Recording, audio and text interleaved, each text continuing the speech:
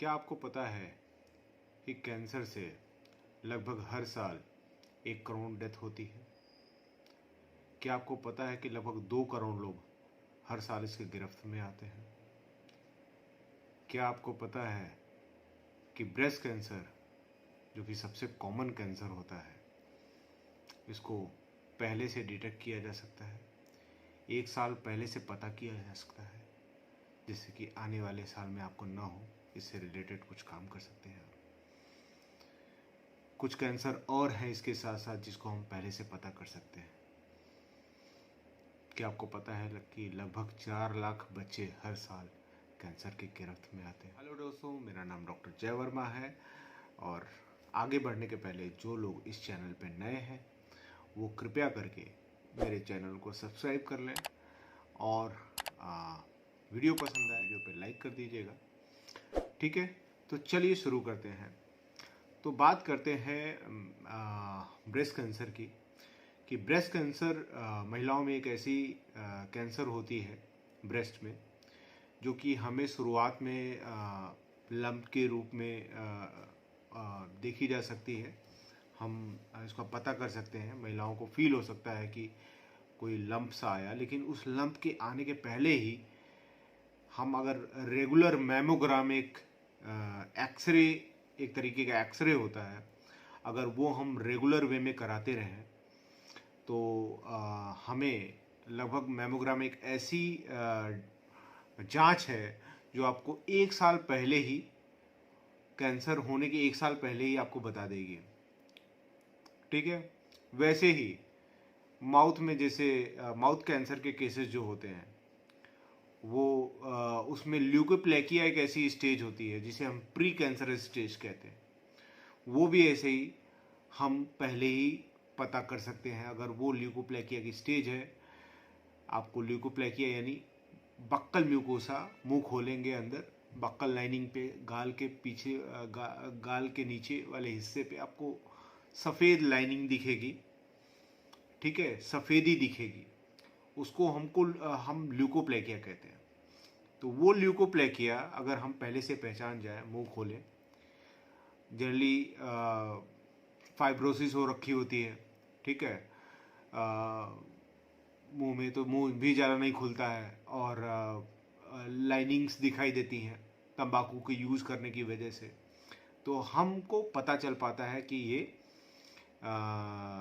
Because of तंबाकू या कोई ऐसा इरिटेंट, चाहे वो सुपारी हो, चाहे वो कोई दूसरी चीज़ हो, जिसकी वजह से बराबर कई लोगों के वो टीथ, जो शार्प टीथ होते हैं, उसकी वजह से भी माउथ कैंसर हो जाता है। तो ऐसे बहुत सारी चीज़ें हैं जिससे ल्यूकोप्लेकिया हो सकता है, जिसमें सबसे कॉमन कारण यही था जो मैंने बताया। तो अगर ल्यूकोप्लेकिया की स्टेज पे अगर हमने डायग्नोस कर लिया तो हम उसको आने वाले समय में हमने बता दिया कि भैया आपको आने वाले समय में कैंसर हो जाएगा, भैया इसी समय आप जो भी तंबाकू खा रहे हैं तो तंबाकू छोड़ दीजिए। तो पेशेंट अगर बात मानेगा तो छोड़ देगा। ठीक, तो वो आगे आने वाले समय से, आगे आने वाले कैंसर से बच जाएगा, कैंसर में खर्च होने वाले पैसों से बच जाएगा, जिसे बर्डन कहते हैं। जनरली लोअर इकोनॉमिक ग्रुप में आते हैं लोग, गरीब होते हैं, वही लोग तंबाकू यूज करते हैं। मिडिल मैन, इकोनॉमिक लेवल के लोग जो कि कमाते हैं, थोड़ा बहुत बचाते हैं, ठीक है, वो तंबाकू का इस्तेमाल करते हैं। जो लोग कि तंबाकू का उपयोग करने के बाद कैंसर होता है तो हमें नहीं यूज़ करना चाहिए। ठीक है, और ख़ास तौर से ऐसे लोगों में जिनमें ल्यूकोप्लेकिया हो जाए। ठीक है, तो दोस्तों इस बात का ध्यान रखें, आप अपने घर में, आप लोगों का काम है कि आप अपने घर में सबको चेक करें, ख़ास तौर से अपने फादर को चेक करें, जो लोग अगर तंबाकू खाते हैं, ग्रैंडफादर को चेक करें, चाचा को चेक करें, ठीक है, या जो भी आपके घर में मेल पर्सनैलिटी हो, भाई हो, बड़ा हो, तंबाकू खाता हो, उसको चेक करें, मुंह खोलें और ल्यूकोप्लेकिया को देखें। ठीक है, आप गूगल कर सकते हैं, ल्यूकोप्लेकिया नाम डाल करके आपको इमेज दिख जाएगी, आप वो इमेज मैच कर लीजिएगा। ठीक है, तो अगर आपको कुछ भी ऐसा लगता है, ठीक है, तो ऐसे सब लोग इसको चेक करेंगे कि अगर ल्यूकोप्लेकिया मिल गया तो उनको आप तुरंत बोलेंगे कि छोड़ दें। ठीक है, ये वीडियो देखें और ज़्यादा से ज़्यादा लोगों को शेयर करें, बताएं लोगों को कि ल्यूकोप्लेकिया क्या होता है। अगर आपने अपने 2 से 3 लोगों को भी बचा लिया आगे माउथ कैंसर होने से, ठीक है, तो समझ लिया आपने बहुत बड़ा काम कर दिया, क्योंकि एक कैंसर का पेशेंट का जो कॉस्टिंग होती है वो बहुत हाई होती है और बहुत पूरा पूरा परिवार बर्बाद हो जाता है। मैंने देखा है।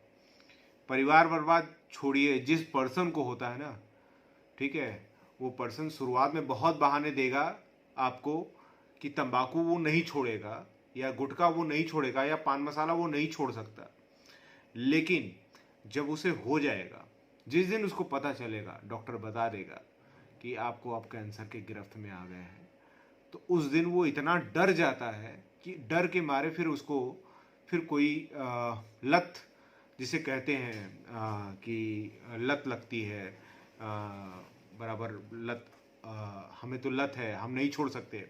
आपने देखा भी होगा कि बहुत सारे ऐड आते हैं हमको तंबाकू छुड़वाने के।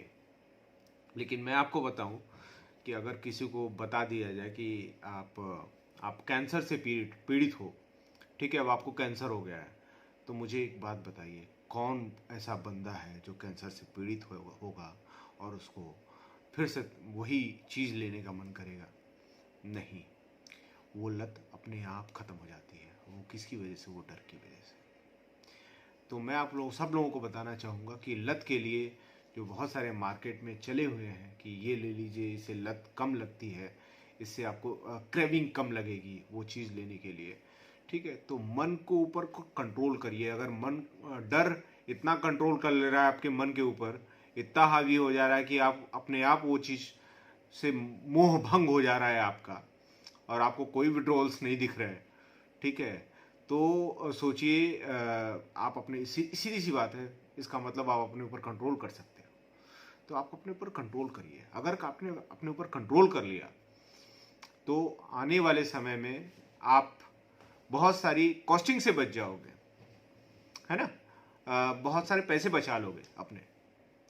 तो एक तो माउथ कैंसर की बात हो गई, ठीक है, और माउथ कैंसर में जो हाल होता है ना, वो आप लोग देखिएगा। अगर आसपास पड़ोस में जिन लोगों के हाल होंगे माउथ कैंसर में, जो लोग ट्रीटमेंट लिए होंगे, सर्जरी कराए होंगे, देखे होंगे यहाँ से कटा हुआ है, यहाँ से काट करके यहाँ जोड़ा जाता है, ठीक है, प्लास्टिक सर्जरी हो, मल्टीपल प्लास्टिक सर्जरीज भी होती हैं, और रेडियो कीमो जो होता है वो अलग होता है, पूरा थोबड़ा चेंज हो जाता है, फेस पूरी जियोग्राफी चेंज हो जाती है फेस की, वो बंदा ही नहीं रहता है।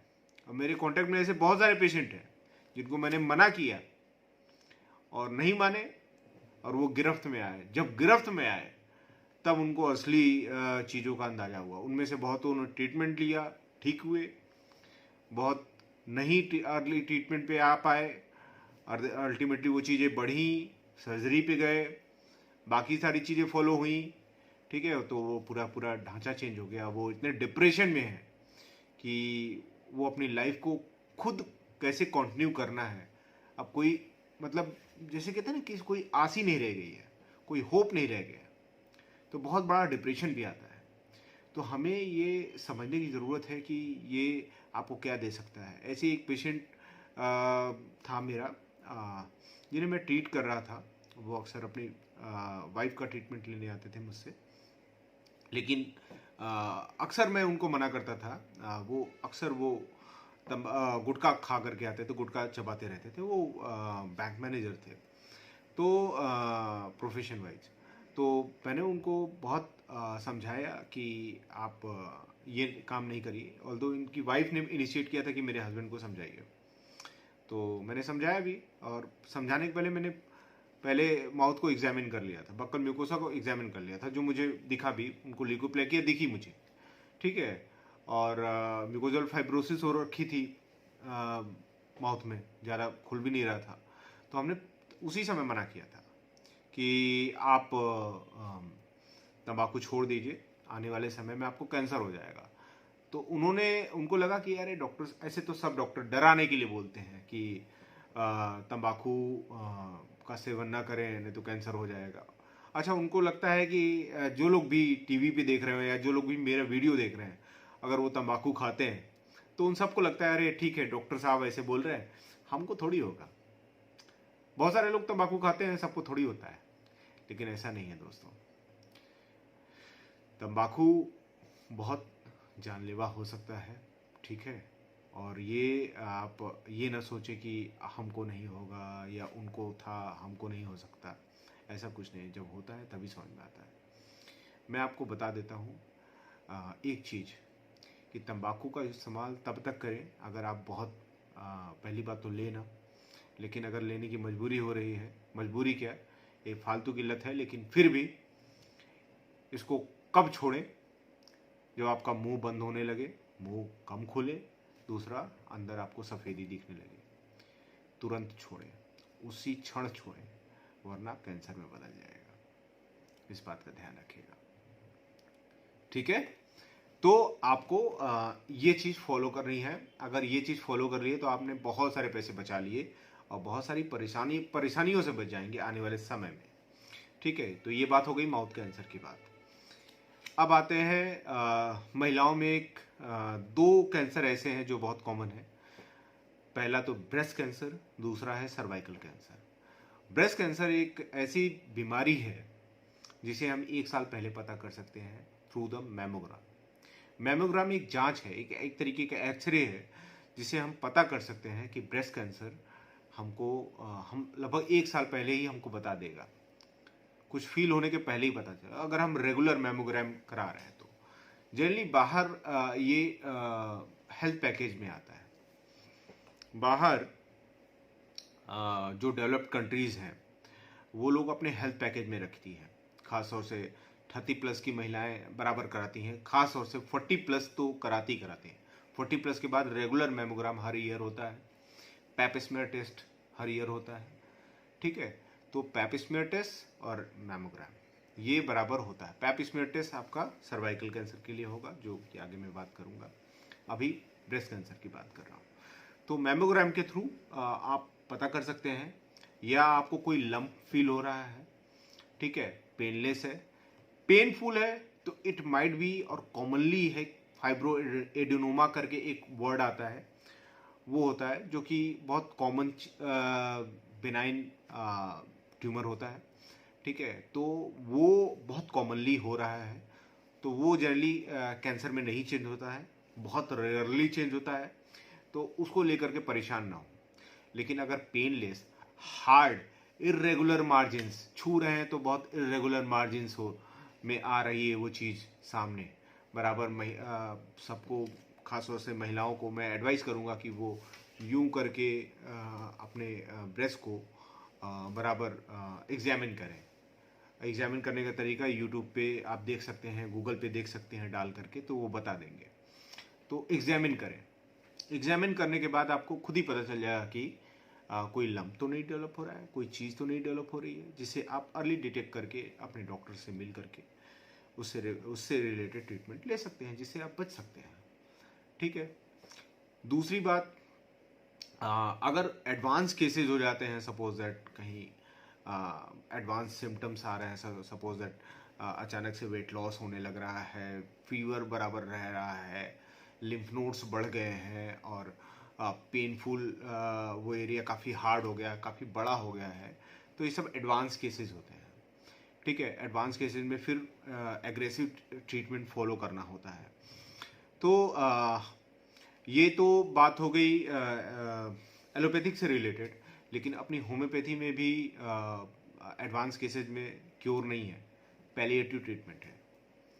या कोई भी कैंसर में केसेज में, एडवांस केसेज में तो क्योर नहीं है, पैलिएटिव ट्रीटमेंट है। पैलिएटिव ट्रीटमेंट मतलब कि आपको आपकी तकलीफ़ों को कम से कम करके आपको आपकी लाइफ के साथ जो चल रही है उसके साथ गुजारा दे पाए, ठीक है, आसान लाइफ दे पाए, ठीक है। तो ये चीज़ समझिए, ठीक है। उसके बाद लास्ट आते हैं, last but not the least,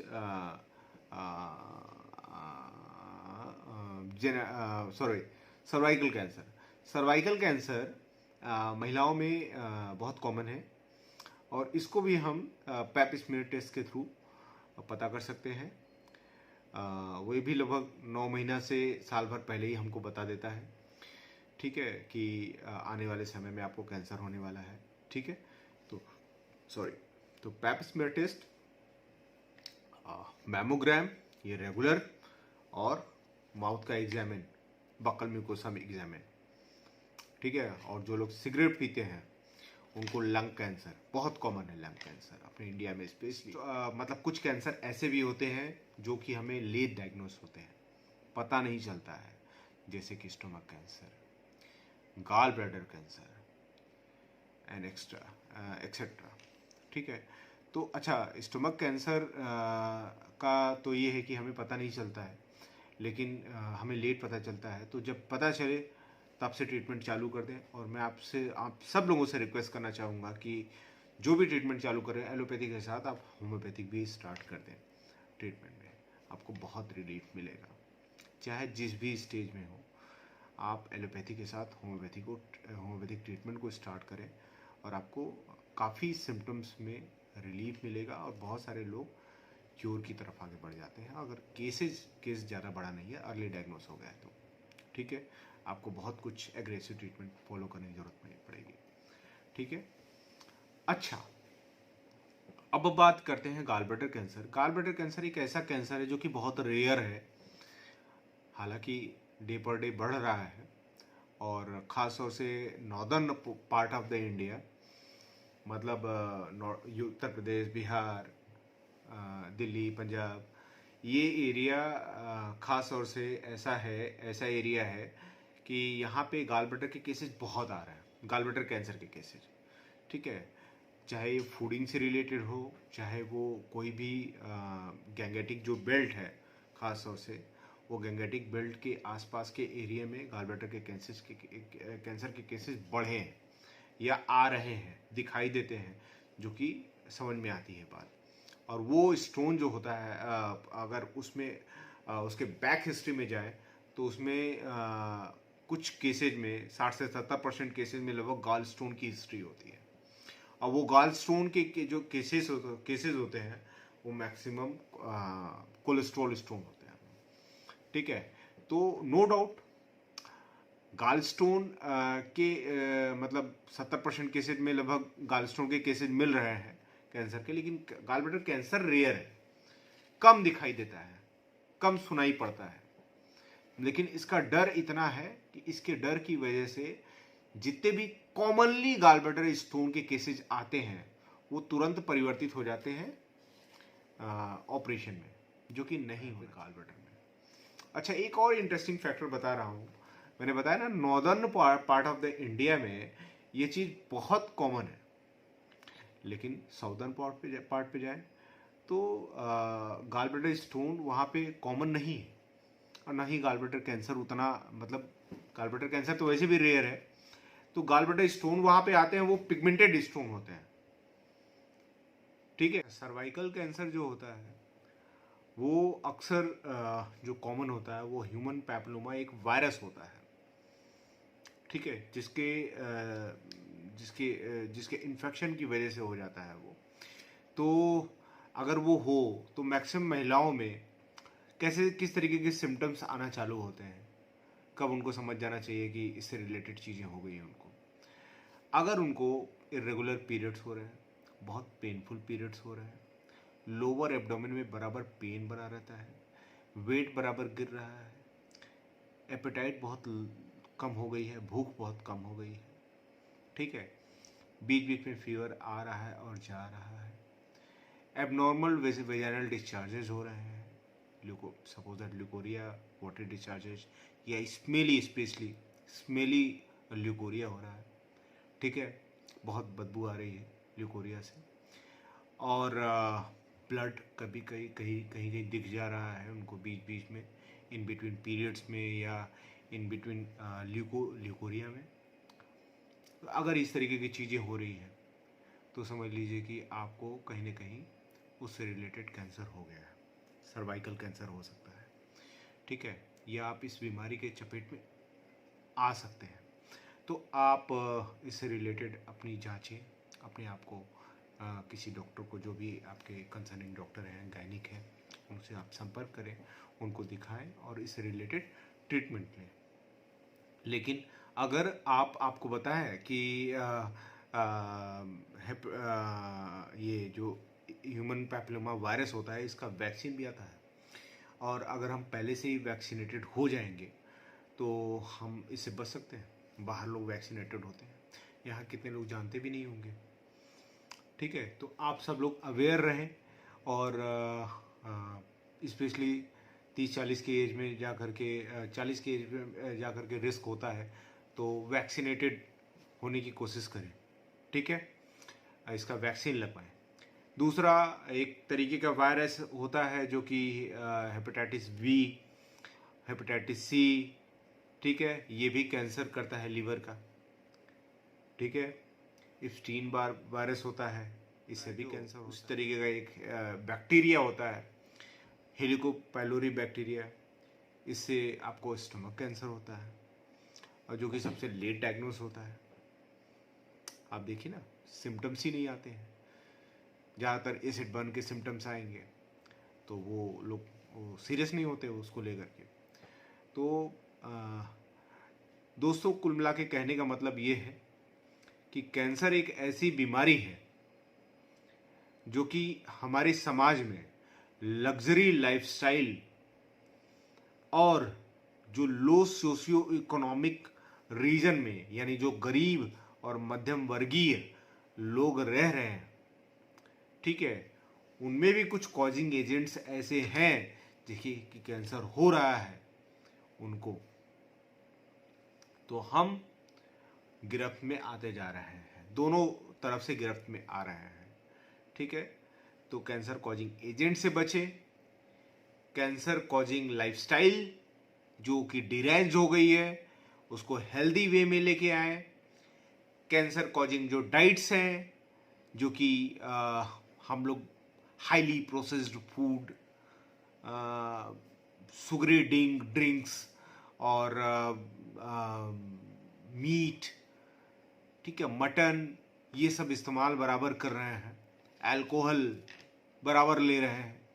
ठीक है, तो ये सब कैंसर के कारण है, इन सब से बचें। टोबैको, इन सब से बचें। तो अगर एक ईटिंग हैबिट्स हम प्रॉपर बना लें तो उससे हम निजात पा सकते हैं। दूसरा, ओबेसिटी, जो कि बहुत बड़ा कारण है कैंसर का, शुगर का, और बहुत सारी बीमारियों का। तो ओबेसिटी, ओबेज होने से बचें। कार्बोहाइड्रेट स्टोन का ऑब्वियसली। ठीक है, तो अगर एक एक्टिविटी आप अगर कर पा रहे हैं, जैसे हम लोग कहते हैं ना कि हम लोग इंश्योरेंस लेते हैं, मेडिकल इंश्योरेंस कराते हैं, लाइफ इंश्योरेंस लेते हैं, मेडिकल इंश्योरेंस लेते हैं, या हम लोग इन्वेस्टमेंट करते हैं कि आज इतना इतना देंगे, कल को एक इतना बड़ा अमाउंट आपको मिल करके मिलेगा। तो इन्वेस्टमेंट की तरह इसको लीजिए, और 30+ का होते ही या आप शुरुआत से एक आदत बना लें कि आपको अपनी लाइफ रूटीन में मतलब वो, एक तो पहली बात हेल्दी पैटर्न डाइटिंग की होनी चाहिए, डाइट की हेल्दी पैटर्न होनी चाहिए, और एक्सरसाइज इन्वॉल्व हो, रनिंग हो, एक्टिविटी हो। अगर उससे रिलेटेड बराबर एक्टिविटीज़ हैं तो आप इसके गिरफ्त से बहुत दूर रहेंगे। आपको परेशानी ही नहीं है किसी भी तरीके की कि फिर मैक्सिमम लोग इससे बच सकेंगे। तो इसको फॉलो करने की कोशिश करें, जो कि फ्री है। शुरुआत से इन्वेस्ट, अपनी जीवन का आधा से 1 घंटा इन्वेस्ट करना सोचिए। पैसा नहीं इन्वेस्ट करना है, जीवन का आधा से 1 घंटा डेली इन्वेस्ट करना है ऐसी चीज़ों में कि जो कि आने वाले समय में आपको एक बड़े बर्डन से बचाएगी। तो दोस्तों, कैसा लगा ये मेरा वीडियो, आप सब लोगों को कमेंट सेक्शन में नीचे ज़रूर बताइएगा, और चैनल को ज़रूर सब्सक्राइब कर लीजिए, और इसी तरीके से वीडियोस मैं लेकर के आता रहूँगा। कोशिश यही करूँगा कि समय निकाल करके मैं वीडियो ज़रूर बीच बीच में बनाता रहूँ, मेरा बहुत मन करता है कि मैं आप लोगों से बराबर कनेक्टेड रहूं, लेकिन समय के अभाव की वजह से मैं ये नहीं कर पाता हूं।